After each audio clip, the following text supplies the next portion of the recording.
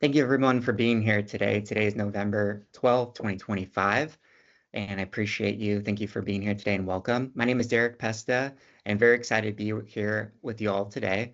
Looks like there's a lot of people starting to join the webinar, which is great to see. One of the things that I love about teaching these educational workshops is that the people who attend these workshops are doers. And the fact that you took time out to click the link to join here today says that you really want to learn about how tax planning can help you and that you are a true doer. And so the reason why that excites me so much is that that's exactly who I am too. One of the benefits that I'm doing for everyone here today, and I'd love to be a resource beyond just this presentation, I've actually blocked off the next 2 weeks of my calendar for all of you. So please utilize me and my team as a resource. And this meeting will be complimentary to you and your family. And before the meeting, I'll just ask that you upload your most recent tax return so that my team and I can do an analysis on your tax return and see how your tax situation can be improved and how those new tax laws under the OBBBA affect it. So everyone who takes a meeting with me and my team, I think will walk out of that team with a lot of value, and you'll get that deliverable. So, and I know that privacy concerns are real. So if you'd like to black out your social security number or anything confidential, please feel free to do that. We just really need to see the numbers that are on your tax return so that we can upload those into our system to analyze it. So just a little bit about who we are. I have a passion for learning about how to pay less in taxes and build wealth. Sometimes financial advisors, they just really want to focus solely on deferring taxes, but the truth is, everyone's situation is a little bit different. And so reducing your lifetime tax bill, therefore, should be the true goal. And that's what we'll be focusing on today. Teaching and educating families how to have a better life is my objective. And I've always been a doer just like you. And so that's just a little bit about who we are. And let me briefly talk to you about my background. And so, why should you listen to me and my team today? Well, because who you partner with really does matter. And so if who I am doesn't resonate with you, we might just not be a good fit. But I've always had a passion for helping people. I've always had a passion for trying to do the best I can. I ran cross country and track in college and studied business and marketing. And I went on to earn my MBA in finance from Pepperdine University. I also attend Mass every Sunday with my wife and son. And my father was and still is my mentor in my entire life. But his role was really elevated when I began working in this industry in 2015. And our firm, Pesta and Pesta Wealth Management, is now a third generation family business. And it was actually started by my grandparents in 1970. And so as a current owner of the firm, I look forward to continuing our family tradition of helping families just like you and individuals just like you help protect and grow their wealth.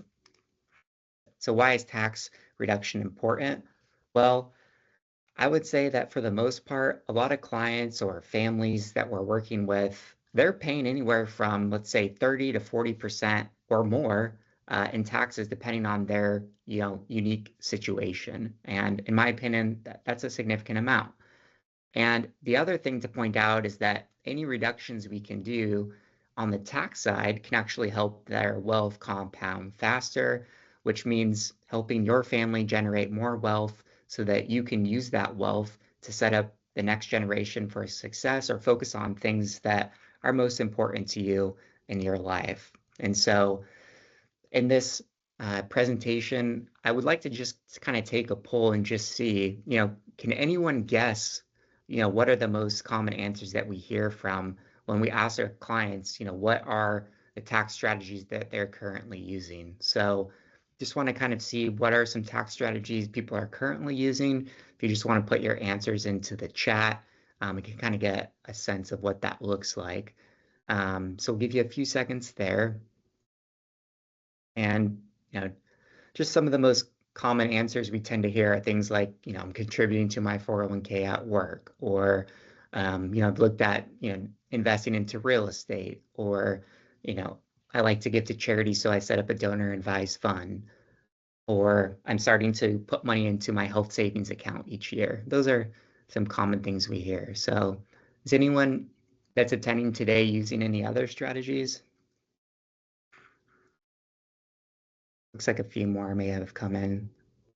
Okay, perfect. Well, in today's webinar, what I'm going to go over today right now is the agenda. So we're going to go over 7 tax strategies. And so instead of a boring PowerPoint, we're going to use an interactive storytelling approach to help illustrate these great tax saving strategies. And so I'm going to go through each one of these 7 tax strategies individually. So don't worry about writing them down right now or forgetting this list.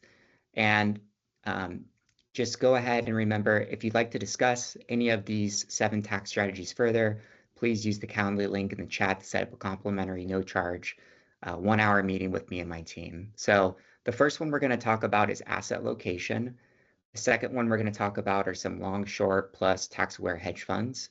The third thing we're going to dive into is real estate tax advantages and also kind of the current state of the real estate market here in Silicon Valley.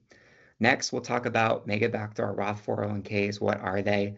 How they could be beneficial, including Roth IRAs. Next, we'll jump into the next generation for the kids and for the grandkids, things like 529 college saving plans, which can also be used as Roth IRAs now. So we'll get into that with some new laws that were passed. 6, we'll look at Roth conversions, which I think are important, not only later down the road when you're retired in a lower income bracket, but you could be looking at if you're laid off or if you start a company and your income's low. And then last, we'll talk about charitable giving. So with that, let's talk about our prospective story, our client here, Chuck and Sue. So Chuck and Sue, they work in Silicon Valley for Apple and NVIDIA, respectively. So as we go through this, I'm going to use Chuck and Sue to kind of help illustrate some of these examples. But the first tax strategy is going to be all around asset location.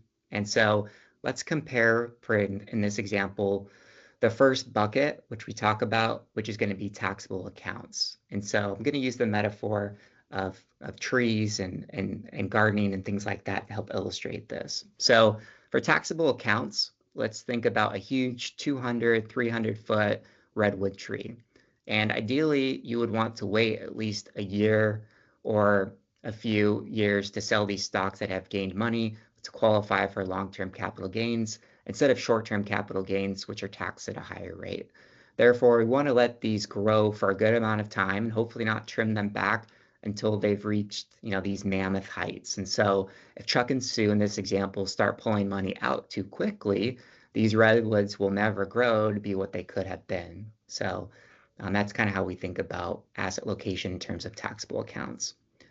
And next, what we're going to talk about is asset location in regards to tax deferred. So think of tax deferred as your accounts such as 401ks or IRA accounts. These are Chuck and Sue's tax deferred assets. So let's compare this to the world of gardening. So in this example, Chuck and Sue place plants inside the greenhouse. So in your greenhouse, you might have things like herbs and fruits and vegetables. This is their bucket of tax deferred assets. So what do we know about taxes? Well, remember that our goal here is to reduce your lifetime tax bill, not necessarily your tax bill in the current year, but your entire lifetime tax bill. So this greenhouse in this metaphor, in this example, it traps in the heat, just like the tax shelter holds in taxes until a distribution. So this heat makes the greenhouse plants thrive and grow. The tax shelter performs that same function. Let's compare Chuck and Sue's Roth IRA and health savings account to beautiful potted plants. So these will be your tax-free accounts. We want these to grow healthy. We want them to go strong.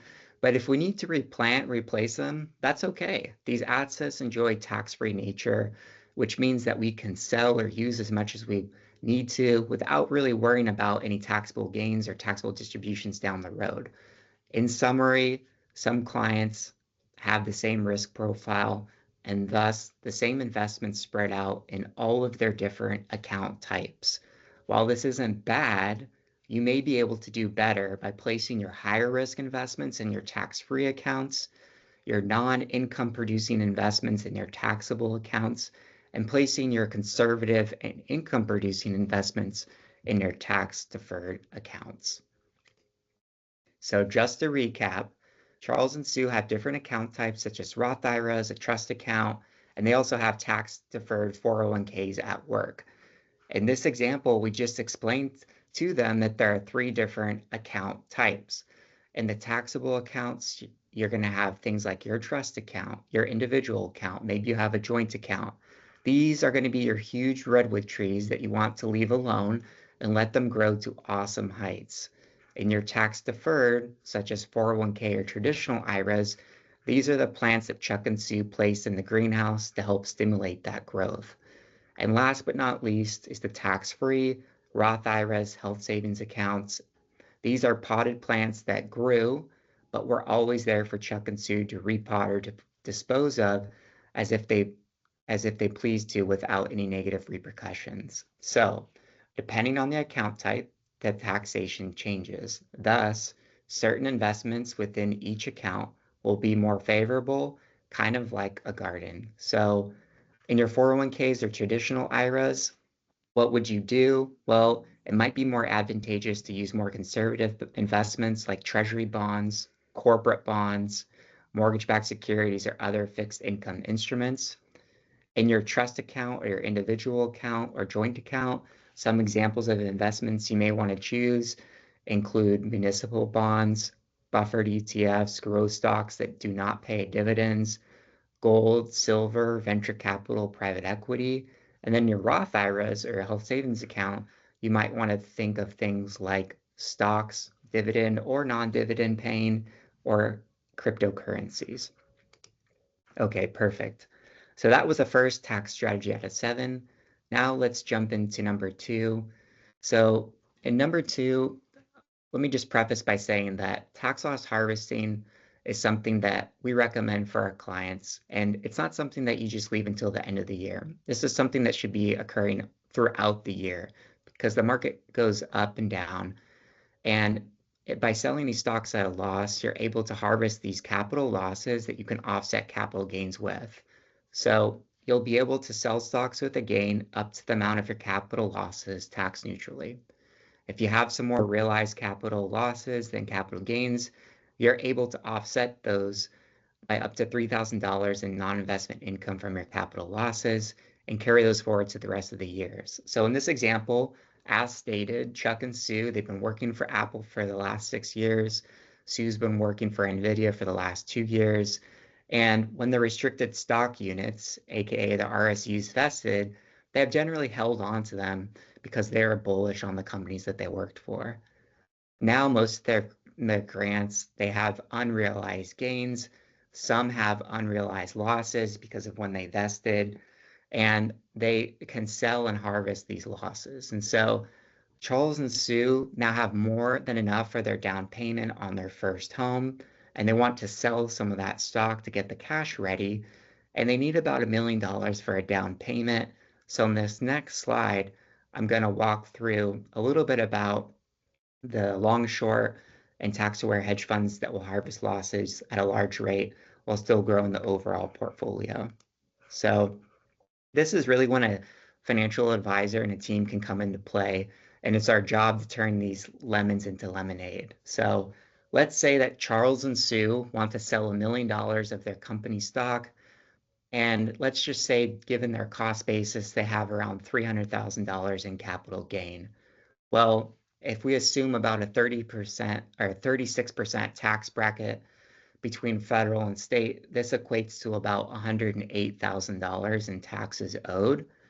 With a long-short strategy hedge fund, they're able to basically harvest, on average, a good chunk of that and really harvest close to around 33% of those assets within that first year. And so if they were to sell about $1 million in stock and put this into the strategy at the beginning of the year, they can expect around $330,000 in tax assets. So this would completely offset their original $300,000 capital gain. And now they would owe zero capital gain taxes this year with about $108,000 in taxes saved. So they're also able to carry forward that $30,000 and apply 3,000 of that capital loss to the ordinary income for that year and in future years until it's used up. So that's how we're seeing long short strategies and other tax-aware hedge fund strategies being used for our clients. So next, let's talk about number 3. So before we jump into number 3 and talk up a little bit about real estate tax advantages, I would like to introduce Milana. One of the benefits that we bring to our clients is having trusted professionals to introduce to our clients as it relates to making big money decisions outside of our circle of expertise. And so one of those trusted professionals is Milana Ostroy, one of the top real estate brokers in San Francisco and also Silicon Valley. And Milana came here today to share with us what's happening in the real estate market currently and some of the challenges that she's been helping her clients overcome. So with that, Milana would like to turn it over to you now. Hi, everybody. Thank you for the great introduction. My name is Milana Ostroy. I've been a real estate broker for about 25 years now. And I have lived in both San Francisco, San Mateo County, and I sell between San Francisco and Silicon Valley. And I don't even know how many families I've helped, but I do work with families and investors, and it's usually becomes the same person. There is a lot of great tax advantages to real estate. And what can I tell you about the market? The bird's eye view of the market right now is it's very, very bipolar, and it's actually very reflective of the economic condition of the country right now, which is that we are seeing the wealthier get a bit wealthier. And so there is a huge boom in luxury home sales. When I talk about luxury home sales, I'm referring to 5 million and over. So year over year, luxury home sales in this bracket have gone up 40% and 55% since 2023. Out of all the Bay Area luxury home sales, 5 million plus, 64% of them happen in Santa Clara County.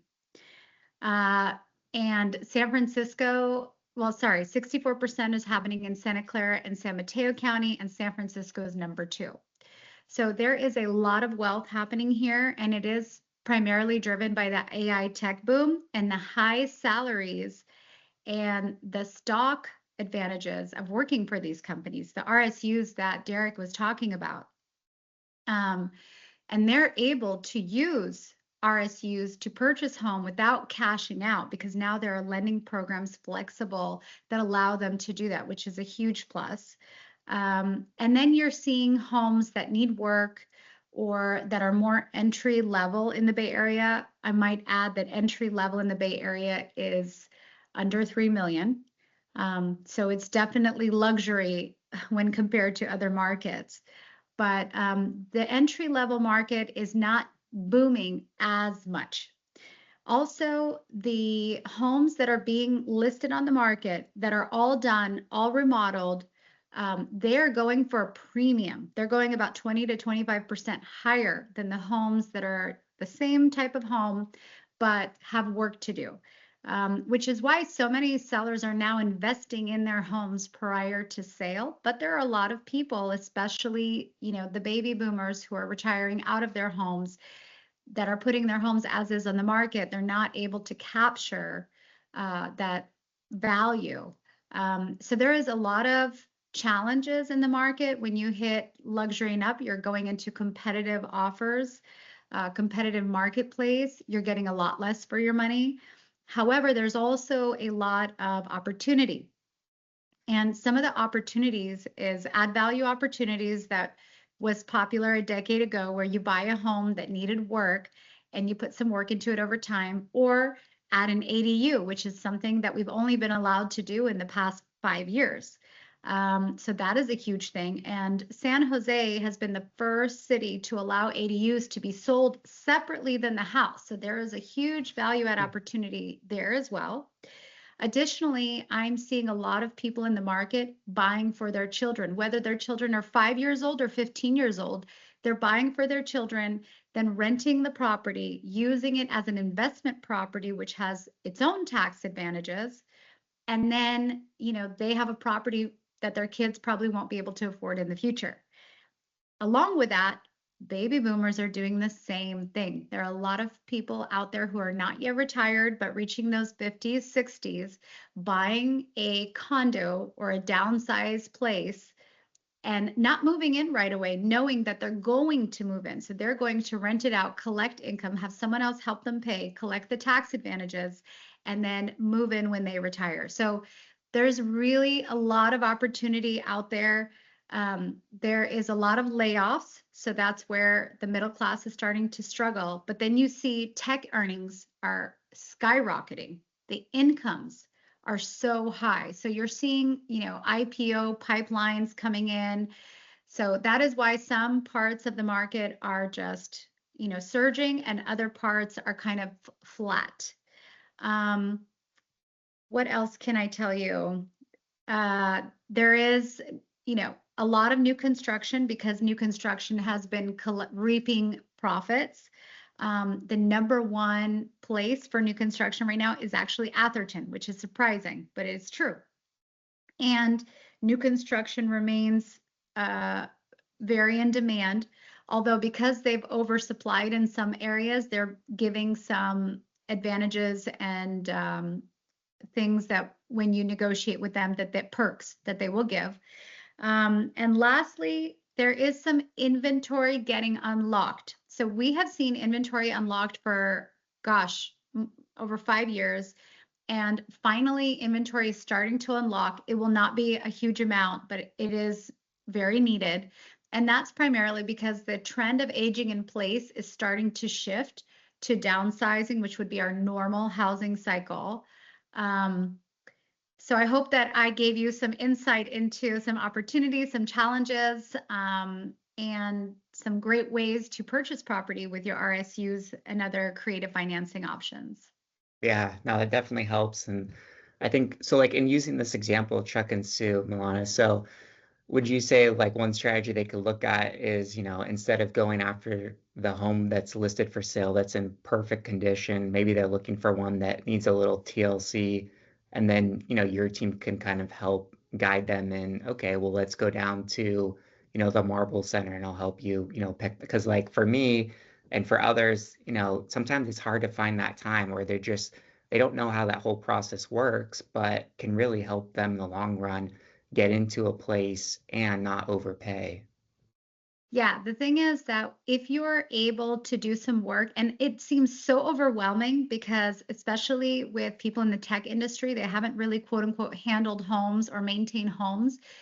And they watch their parents go from tile shop to appliance shop. Things have changed since then. There's Yeah. all in one, like you just stop at one place, they will design, they Mm, come, they install, they do a lot for you. So I'm not necessarily talking about, get a tear down and completely rebuild. But if it's cosmetic, you're mm, talking about a 20 to 25% savings, which is well worth the money.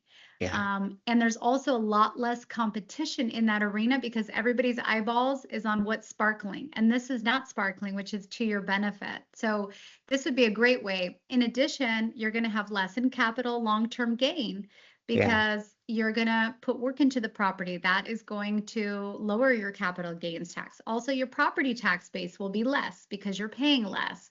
So there's a lot of advantages. And, I've been doing this over 25 years. I am a concierge-based real estate agent, meaning I handle everything A to Z, whether it's design, construction, and if there's a network of vetted professionals that I've worked with for over 20 years. So we try to make it really easy.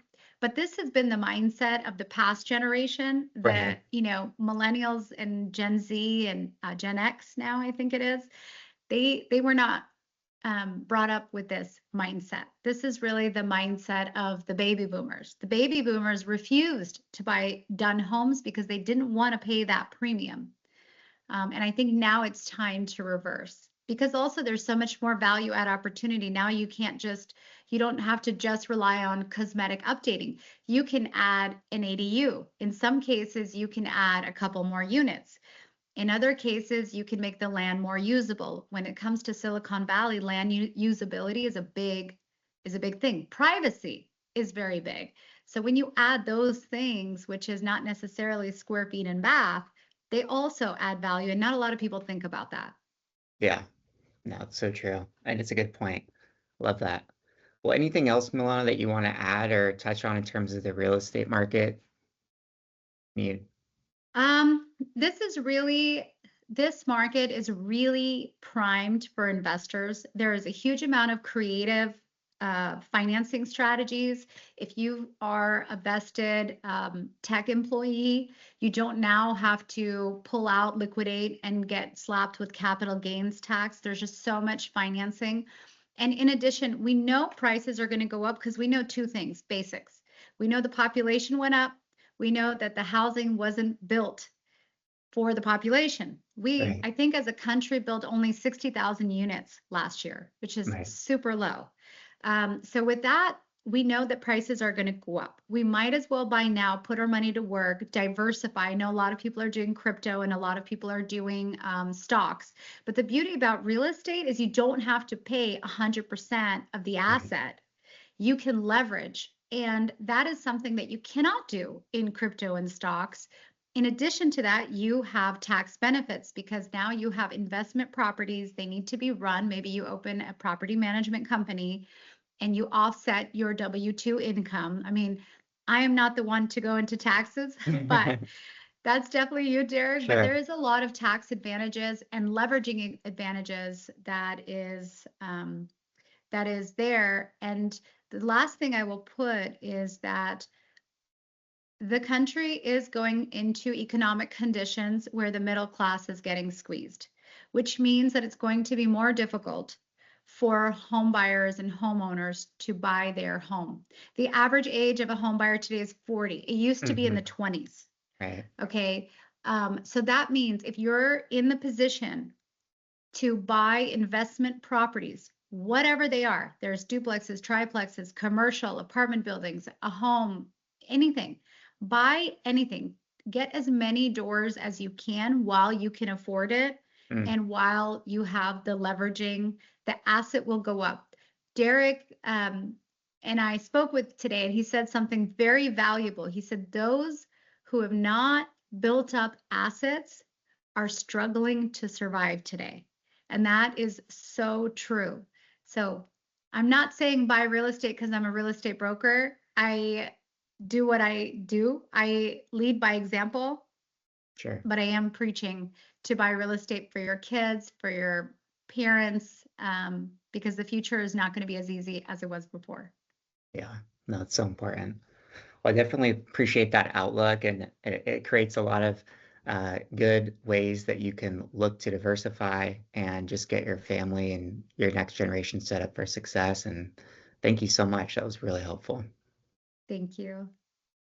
Perfect. Well, that actually leads me in to the perfect transition here now, because what we are going to talk about here, going back to Chuck and Sue, is that, life changes all the time. And going back to what was just discussed, as families get bigger and grow. In this example, Chuck and Sue, she's pregnant and now she wants to kind of retire from NVIDIA and raise the kids. However, she's still looking to do something professionally, but it's just more flexible. So, good news for Sue is that she's going to spend at least 750 hours per year in real estate activities, and she's going to help start managing some rental properties that she's buying, and she's researching new properties, etc. And by doing this, it allows her to qualify as a real estate professional for tax purposes. And so having this status is important from a wealth building creation tool and tax planning tool, because it allows you to turn passive losses into active losses. And thus you can offset your ordinary income for that year. So it's important to note, though, that the state of California does not recognize real estate professional status. So if you live in California, you'll only get the federal benefits from achieving this status. So what does this mean? Well, it equates to roughly 3 hours per day, 5 days a week, 50 weeks per year. So it is a significant, time commitment, and it's by design. They don't want everyone qualifying for this. You have to, material participate, have a lot of time spent in this. So because she's confident that she can keep a detailed log of these activities in case of an audit, from a tax perspective, she decides it's a great idea. And so now that Sue's deemed a real estate professional for tax purposes, she doesn't even need to be a licensed agent, and she can deduct any losses from the real estate depreciation and then offset that against Chuck's ordinary W-2 income from Apple. So it can create a good synergy in terms of lifestyle and wealth building strategies. And since the real estate is considered passive income, one thing to note is that once your income is more than 150 grand, your ability to deduct those losses against your W-2 income is no longer allowed. And so I would say most tech professionals, especially if they're married, they have income above 150 grand, thus making the real estate professional status such a great strategy. So in summary, having the real estate professional status allows you to deduct these paper losses from the depreciation against your W-2 income, making it a very powerful tool. So let's jump up to number 4, and let's go back to the chat, and we can look at some of these in more detail, but just a little quiz. The question here is, do you know which number is the maximum 401k contribution limit in 2025? So just go ahead and type that into the chat, and we'll see if anyone can get that answer right. All right, so we're getting a few answers in here, and it looks like Jim and Diane got the answer right. So yes, it is 70,000. So for this year in 2025, the most that you can put in is $70,000. So let's look at how Chuck and Sue are handling their 401ks. So Chuck contributes about $23,500 a year as an employee of Apple. So that's his employee contribution. Apple contributes around $12,000 from their match. And with both of these added up, that equates to about $35,500 in contributions. And so, as mentioned in the quiz, the maximum amount that you can put in is 70 grand. So if Chuck still has basically 34,500 that he can contribute in after-tax contributions. So one thing to remember is that instead of only saving $23,500 plus your employer match, which in this instance is 12 grand, you still have that remainder, that difference, the 70,000 minus that. And so you're basically almost saving double now by just looking at that as an extra way to save after-tax money into your 401k. And most tech companies here in Silicon Valley and most big companies are starting to already have these mega backdoor Roth contributions built in. So just a great way to continue to save tax efficiently. All right, so number 5, what we're looking at here are college savings plans and some new laws that have changed. So what are the limits for rolling over a 529 to a Roth IRA? With some new laws that changed recently, there's a new feature. And so there's a $35,000 lifetime limit amount that you're able to roll over from a 529 plan into a Roth IRA. So before anyone starts roping off 35,000 in their 529 account, it's important to understand the limitations on this type of rollover. So there are some holding periods here. So you need to have owned the 529 college saving plans for at least 15 years before you can execute a rollover. And also these contributions to the 529 plan in the last 5 years before distributions start. So this also includes any earnings for the most recent contributions. Those would be ineligible for the tax-free rollover. So basically what the IRS and what the laws are saying is that your rollover can't exceed the annual Roth contribution limit, which in 2025 right now for anyone that's under 50 is $7,000. So if you wanted to roll over the entire $35,000, that lifetime limit amount, you would have to do it over 5 years under the contribution limits. So just to keep in mind, though, they usually raise these Roth IRA contributions over time in future years for cost of living. So it'll probably go up, but that's how it stands right now. And then the beneficiary of the 529 plan must also be the owner of the Roth IRA. So, and they must have earned income at least equal to the amount of the rollover. So, what does all of this mean? This is basically set up so that if your son or daughter goes to college and they have money that's left over, that they can continue to use that money and roll it into their Roth IRA once they're done with school. And so this is a cool thing to do.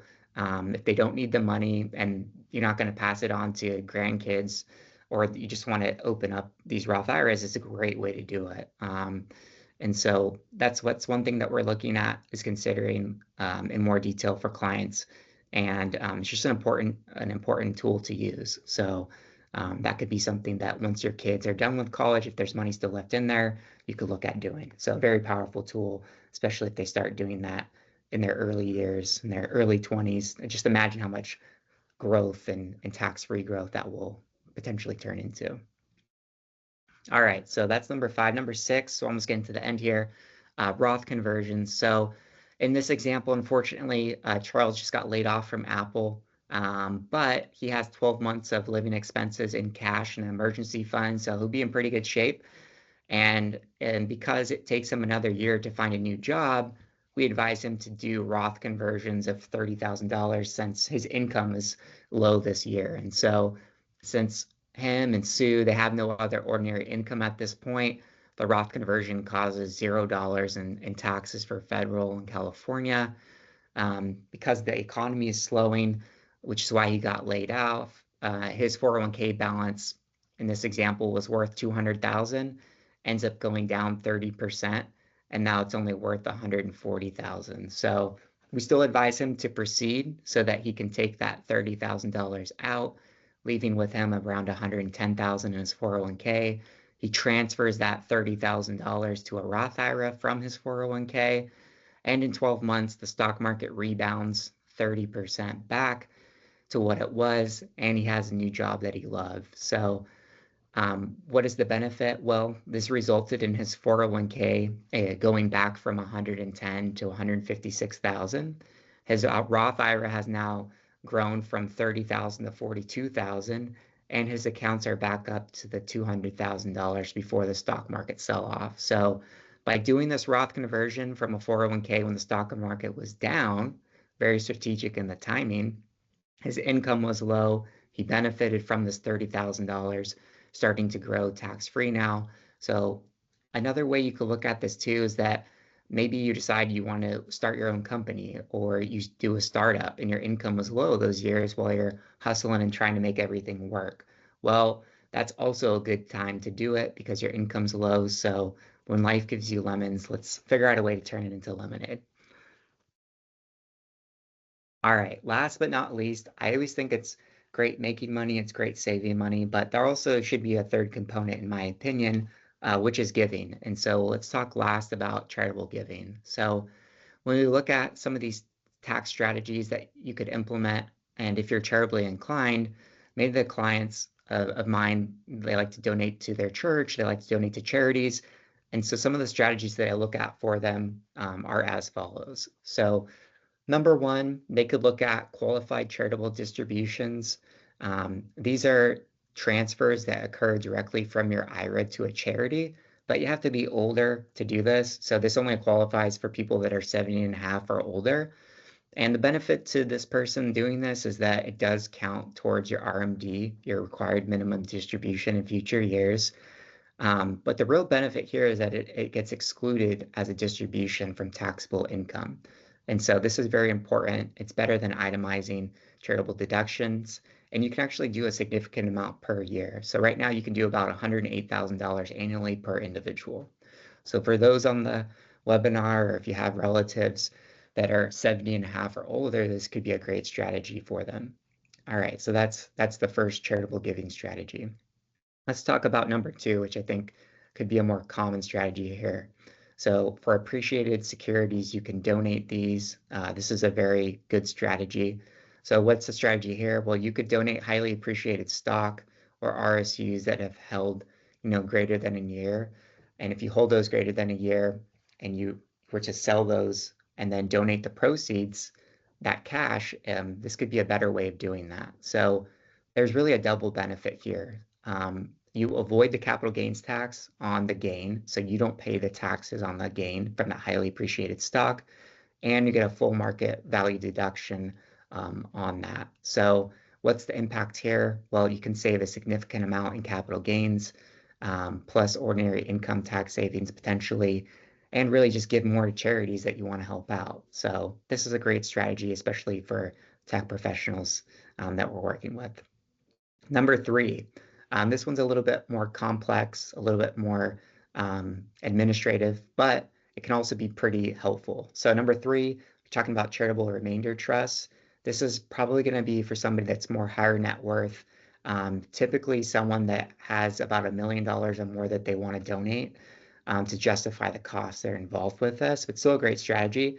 And so here, what you basically do is you donate your asset or assets to the charitable remainder trust, and in return, you receive an income stream for your life or for a series of years, maybe 20 years, and you get an immediate partial deduction. So if you donate, for example, like $1 million, you won't get a deduction for the full million. You'll get a partial deduction, and there's some rules on how you calculate that, but you do get in my opinion, a pretty good partial deduction. This can be good for diversifying concentrated stock positions and reducing estate taxes down the road. So that's a great way to do it. Probably an easier way to do it for people that aren't looking to donate $1 million or more would be a donor advice fund. What you would do basically here is still contribute that highly appreciated stock to your donor advisor fund. You get the full immediate tax deduction on the fair market value. And then over time, you can give that money to charity. So it gives you some time, some flexibility on how you want to allocate those proceeds, but you get that tax deduction upfront, which I think is important. So keep in mind the benefits. You do get that immediate deduction of up to 60% of your adjusted gross income for cash. If you're talking about appreciated securities, it's only 30% of your adjusted gross income. So be careful on how much you're giving. Otherwise, it'll get rolled forward to future years if you can't use it all. So it's not the biggest problem. But again, you can continue to invest those funds for growth while deciding on which charities you want to give the proceeds to. And overall, it helps you, avoid capital gains by donating that appreciated stock directly to those charities. So for tech professionals, it's a great advantage, perfect for RSUs, stock option windfalls, highly concentrated or highly appreciated stock, and you can donate those appreciated shares instead of cash. So that kind of rounds out the seventh strategy. So in conclusion, we do offer two unique investment strategies for our clients that we really didn't get too much time to spend on today. And due to compliance restrictions, the first offering, one is for accredited investors only, and that just means a net worth of roughly 1 million net worth excluding your primary residence, or 200,000 for a single income, or 300,000 income for married filing joint.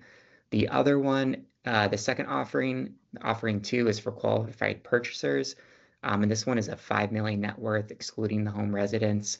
And each offering can be used exclusively, or you can use them together.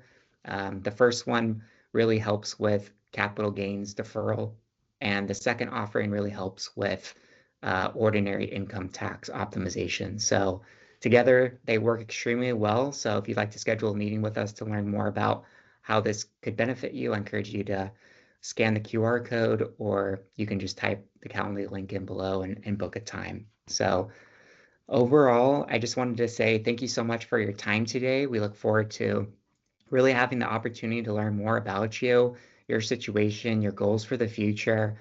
Remember to take advantage and book that complimentary meeting with myself and my team. And that tax handout I offered at the beginning of the webinar, you can go to our website, pestaandpesta.com, to find out more information about our firm. So wishing you all a great end to your week. Happy Thanksgiving coming up soon. And if you have any questions, just let us know. Thank you so much. Have a great day.